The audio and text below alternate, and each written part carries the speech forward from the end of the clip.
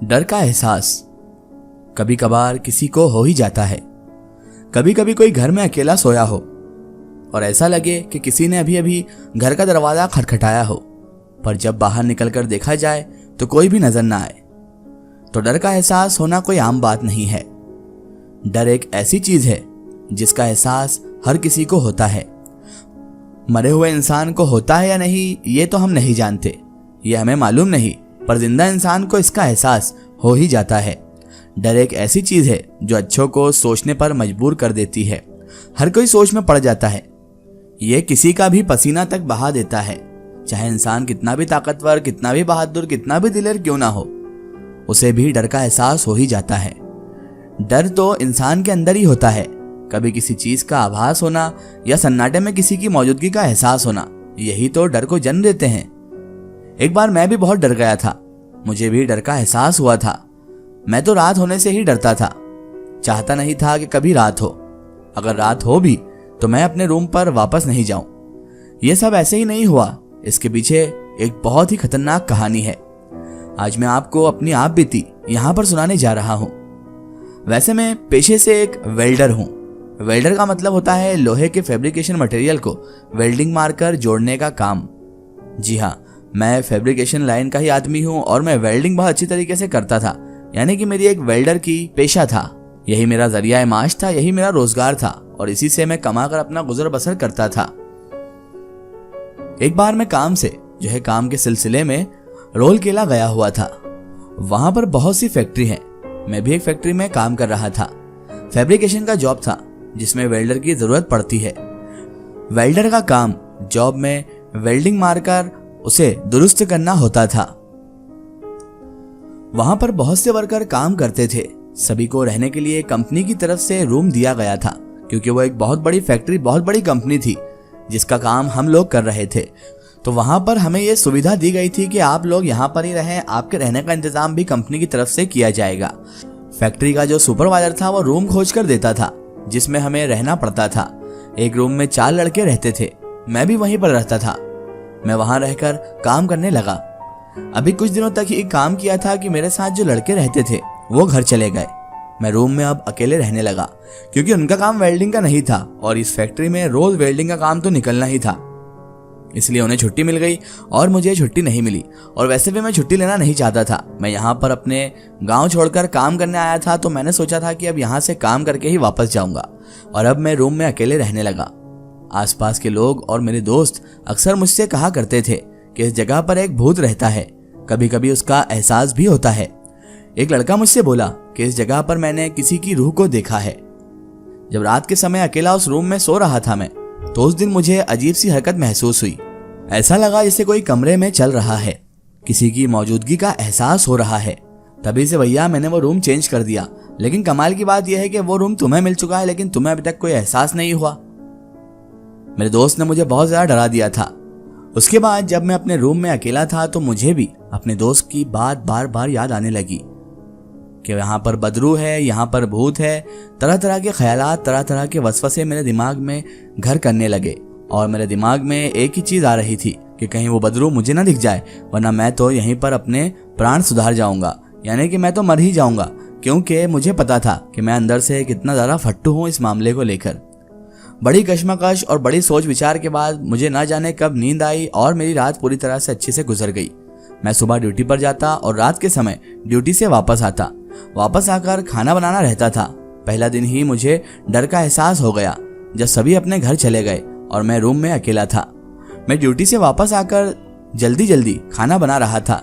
तभी मुझे ऐसा लगा कि किसी ने दरवाजा खटखटाया है। मैं उस वक्त आटा छान रहा था। मैं उठकर दरवाजे के पास गया और दरवाजा खोला, पर उस जगह पर कोई भी नजर नहीं आया।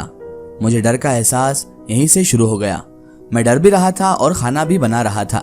कभी कभी ऐसा लगता कि आंगन में कोई चल रहा है, पर जब मैं वहां पर जाकर देखता तो वहां भी मुझे कोई नजर नहीं आता। खाना बनाया और खाकर अपने घर का दरवाजा बंद कर दिया। यहाँ तक कि डर के मारे खिड़की तक मैंने बंद कर दी।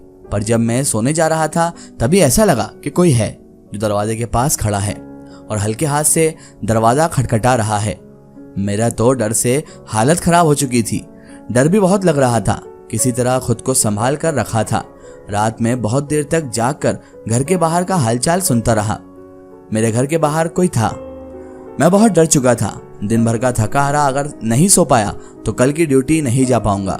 बहुत रात के बाद मुझे नींद आई। सुबह जब ड्यूटी का समय हुआ तभी मैं जागा। उस दिन मैंने खाना भी नहीं बनाया था और ऐसे ही ड्यूटी चला गया। फैक्ट्री में नाश्ता किया और अपने काम में लग गया। दिन भर काम करता रहा, पर जैसे ही शाम हुई मुझे फिर से घबराहट होने लगी। मैं तो चाहता था कि कभी रात हो ही ना, पर शाम फिर से रात में बदल गई। अब ड्यूटी का समय भी खत्म हो गया। मुझे फिर से वापस अपने रूम में जाना था, वही रूम जहां पर मैं कल रात को बहुत ज्यादा डर गया था, जहां मैं अकेला रह रहा था। रास्ते भर सोचता रहा कि आज कोई अनहोनी घटना नहीं घटे तो भगवान का बड़ा शुक्र अदा करूंगा।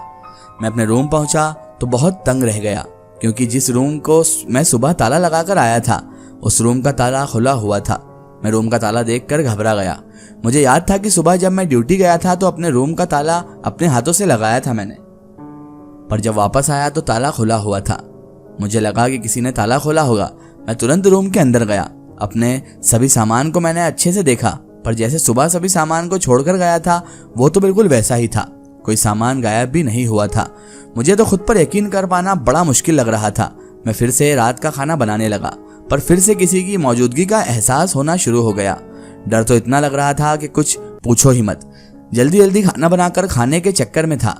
उस समय ज़्यादा टाइम भी नहीं हुआ था, लगभग 8 बज रहा था। पर उस भूतिया रूम में मुझे डर जरूर लग रहा था। कभी ऐसा लगता कि आंगन में कोई चल रहा है, पर जब बाहर निकलकर देखता तो कोई नजर ही नहीं आता। पूरा विश्वास हो चुका था कि यहाँ पर किसी की रूह जरूर है, कोई ऐसा भूत जो मुझे डराने की कोशिश कर रहा है। डर से मेरी हालत खराब थी, पर उस जगह मेरे जान पहचान का कोई था भी नहीं जिसके घर में मैं चला जाता और रात भर वहीं रुक जाता। पर ऐसा कुछ था ही नहीं। नई जगह था और नया काम था। अभी मैं कुछ दिन ही काम किया था। लोग कहते हैं कि नई जगह पर ज्यादा रिस्क नहीं लेना चाहिए। जहां भी रहो अपने घर के आसपास के लड़कों के साथ रहो। पर उस जगह मैं अकेला था। मेरी जान पहचान का कोई था भी नहीं। रात का खाना खाया और सोने का तैयारियां करने लगा, पर मेरे अंदर से डर नहीं गया। बार बार किसी की मौजूदगी का एहसास होता रहता। रात बीत रही थी और मैं डर से बेचैन था। मैं अभी तक किसी को देखा तो नहीं था, पर वहां पर कोई ना कोई जरूर था। अब नींद कहाँ आने वाली थी। आधी रात बीत गई। अचानक आधी रात के बाद दूसरे कमरे से बर्तन गिरने की आवाज आई। ऐसा लगा किसी ने बर्तन को जोर से जमीन पर पटक दिया हो। मैं सोया हुआ था और अचानक से बर्तन गिरने की आवाज से मैं पूरा शहर कर उठ चुका था। मुझ में हिम्मत नहीं थी कि मैं उठकर जाऊं और देखूं। भूत बहुत ही परेशान कर रहा था। रात भर मुझे डर लगता रहा। कभी कभी रात के समय दरवाजा खटखटाने की आवाज भी आती तो कभी किसी के चलने का एहसास होता। पूरी रात डर और घबराहट से गुजरी। जब सुबह हुई तो मैं जागा। सब ड्यूटी जाने से पहले खाना बनाना पड़ता था मुझे। जब मैं उस सुबह खाना बना रहा था तभी ऐसा लगा कोई आंगन में है। जैसे ही मैं आंगन के पास पहुंचा तो देखा कि एक आदमी आंगन के पास खड़ा है। मुझे लगा कि आसपास का कोई होगा, पर मैं उससे बात करने के लिए जैसे ही आगे बढ़ा तो वो देखते ही देखते वो आदमी अचानक से गायब हो गया। एक पलक झपकने के साथ वो आदमी गायब हो गया। मेरा तो पसीना टपकने लगा। कुछ सूझ ही नहीं रहा था। डर से मैं तो बहुत परेशान था। मुझे वहां रहना अब अच्छा नहीं लग रहा था। मैंने वहां से अपना बैग पैक किया और हमेशा हमेशा के लिए वहां से वापस दूसरी जगह चला गया। और फिर कभी लौट कर मैं उस फैक्ट्री में भी नहीं गया, ना ही उस रूम में।